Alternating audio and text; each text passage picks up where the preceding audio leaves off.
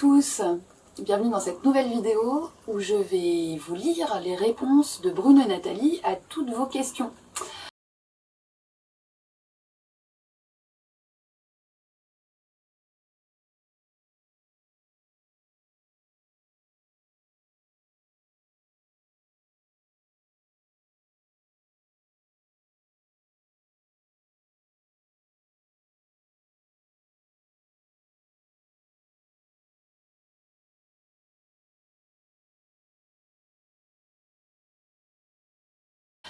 Ils viennent de me les envoyer, donc je vous filme ça. J'espère que j'arriverai à publier cette vidéo, à la monter et la publier avant les vacances, histoire qu'on puisse un petit peu en parler ensemble.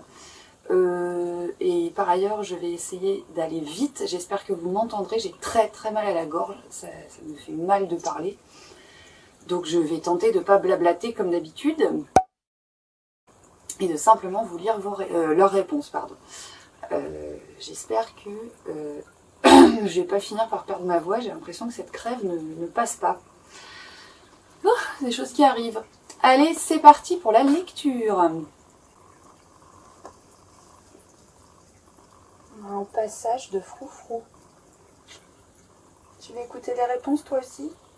Vous voulez écouter les réponses, monsieur chat? Allez, file. Alors, le mail de Bruno et Nathalie. Bonjour à tous. En attendant de vous revoir, vous nous avez envoyé plein de questions très intéressantes auxquelles nous allons essayer de vous répondre par écrit. Car Internet ici, à Cuba, ça ne fonctionne pas assez bien pour envoyer des vidéos. On vous parlera de ce pays quand nous nous rencontrerons. Donc voilà les réponses à vos questions. Alors première question, alors je ne me souviens plus des questions exactement. Oui, bah là la question c'était comment allez-vous? Oui, on va bien, même si par moment il fait très chaud, jusqu'à près de 40 degrés. Eh ben oui. Et que cela est fatigant. Mais dans ces cas-là, on fait la sieste. Et il vous glisse un petit peu d'espagnol, siesta en espagnol.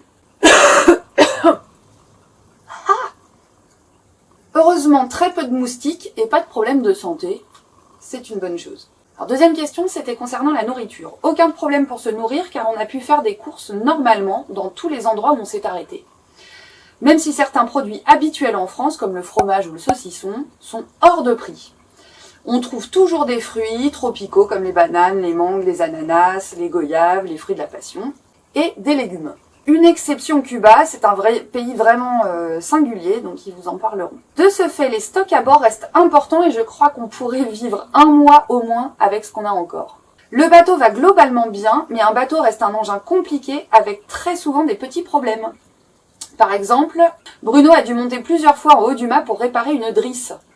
La corde pour monter la voile. Vous savez, on tire sur des cordes pour monter les voiles, bah visiblement il a dû monter plusieurs fois pour la réparer.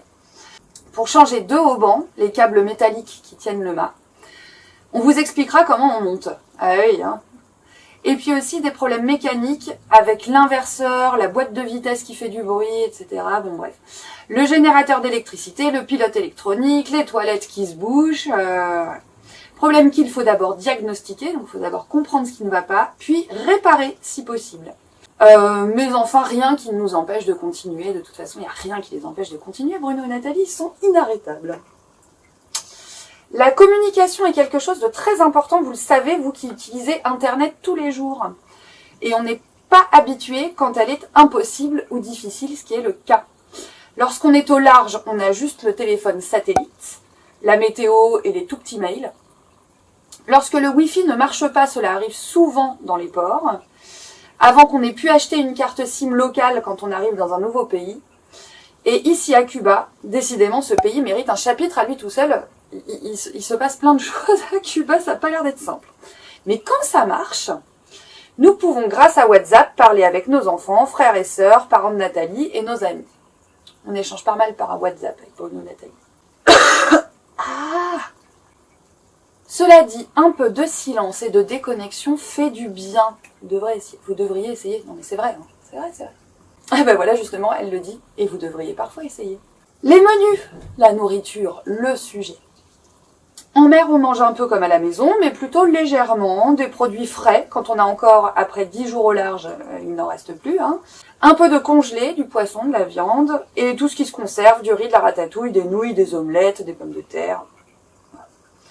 Et comme cela bouge parfois beaucoup, généralement un plat unique.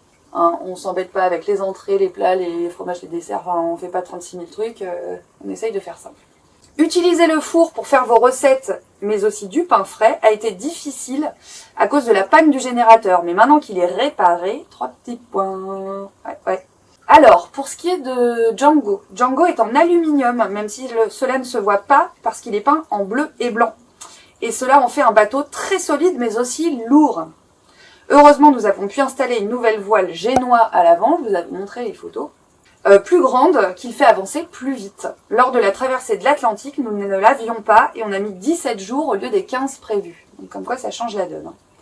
Sa vitesse maximale est de 8 nœuds, ce qui correspond à 16 km/h. Mais en moyenne, on avance plutôt à 6 nœuds, c'est-à-dire 12 km/h. Et sur l'Atlantique, on a fait une toute petite moyenne de 5 nœuds, 10 km/h. Vous vous souvenez, ils n'avaient pas beaucoup de vent. Ils étaient un peu embêtés par ça. Donc, voilà. Nous n'avons pas vu beaucoup d'animaux marins et nous n'avons toujours pas réussi à pêcher. Cependant, quelques belles rencontres avec des poissons volants qui nagent en banc et viennent parfois s'écraser sur le pont. Ce sont des petits poissons, un peu comme des sardines, mais qui sont capables... Alors, elles volent pas, c'est pas des poissons qui volent. Hein. Ils étendent leurs nageoires quand ils font des sauts, ce qui leur permet de planer légèrement et de faire des bonds. Mais vous imaginez pas des poissons qui volent. Des dauphins, toujours, plus ou moins gros selon les régions, et qui parfois jouent avec le bateau, en plongeant devant l'étrave, c'est-à-dire l'avant du bateau. Et enfin, oui, 3 fois des baleines. Quelques instants, pas le temps de prendre des photos, hein, c'est furtif, avec son petit baleineau, et 2 autres toutes seules, dont une a pratiquement touché le bateau. Impressionnant tellement elles sont grosses. Plus les oiseaux, mais on vous a envoyé les photos pour nous aider à les identifier, ce que nous avons fait brillamment, n'est-ce pas? Les journées types, la fameuse question sur les journées types, sont très différentes selon qu'on est au large ou près de la côte. Au large, je vais aller boire de l'eau. Au large, nous partageons la nuit pour veiller à ce que le bateau avance normalement. Régler les voiles en fonction du vent notamment et surveiller s'il y a des bateaux alentours pour ne pas risquer de les cogner. En général, l'un de 21h à 2h du matin et l'autre ensuite. La journée passe assez vite, même surveillance et un peu de cuisine, de lecture, de repos. Et puis, nuit et jour, contempler la mer, les étoiles, le lever et le coucher du soleil. La vie de bohème, quoi. Non, on ne s'est jamais baigné au large parce que le bateau avançait toujours. Près des côtes ou au port, nous prenons le temps de visiter, de nous baigner, depuis le bateau ou parfois depuis la plage, de réparer ce qui pose problème. Parfois, on quitte le bateau pour la journée entière ou même plusieurs jours pour avoir le temps de bien découvrir les paysages où nous sommes et les pays où nous sommes.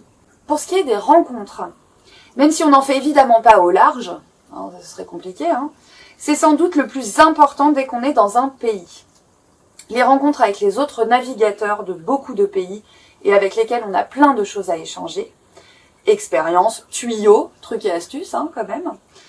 Et puis même si la langue est différente, c'est le plus souvent l'anglais qui sert, on se comprend vite parce que la mer nous réunit. C'est beau ça.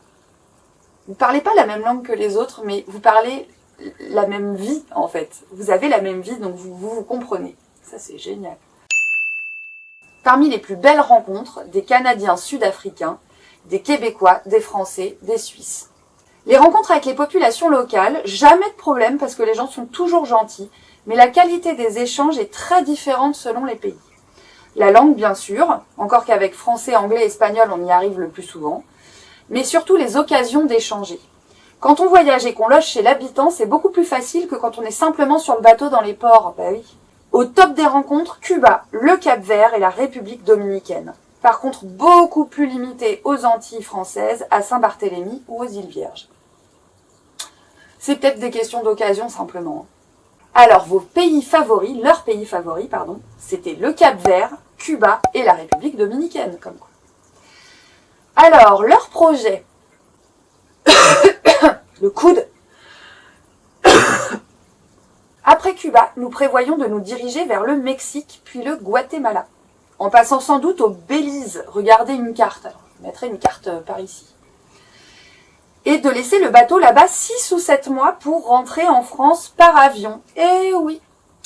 Voir nos enfants, nos familles qui nous manquent quand même. Nous avons trouvé un endroit où on peut laisser le bateau en sécurité là-bas, donc Django ne sera pas à l'abandon, rassurez-vous.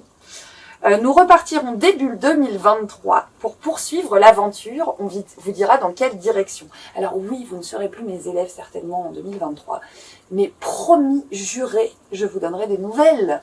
Alors on se voit le 20 mai, je crois, c'est bien ça. Ce sera une grande joie de vous retrouver tous. On vous voit tous les jours sur la photo de classe affichée dans le bateau. Et je pense vraiment qu'ils vous emmènent avec eux. Nathalie et Bruno sur Django. Voilà pour les réponses de Bruno et Nathalie. Moi je vais aller boire une tisane au miel. Je sais plus quoi faire là. Ah! Bon, bah, j'espère que cette vidéo sera courte, en tout cas. Vous avez toutes leurs réponses. Et moi, je vous prépare un petit projet pour la rentrée, là, pour leur refaire un petit cadeau quand ils viendront. Mais je dis rien en vidéo. Et je veux pas qu'ils sachent. Allez, je vous dis à la prochaine. Et puis, je me dépêche de monter ça avant les vacances. Ciao! Tu dis au revoir à la caméra? Oh, oh. Le chat heureux.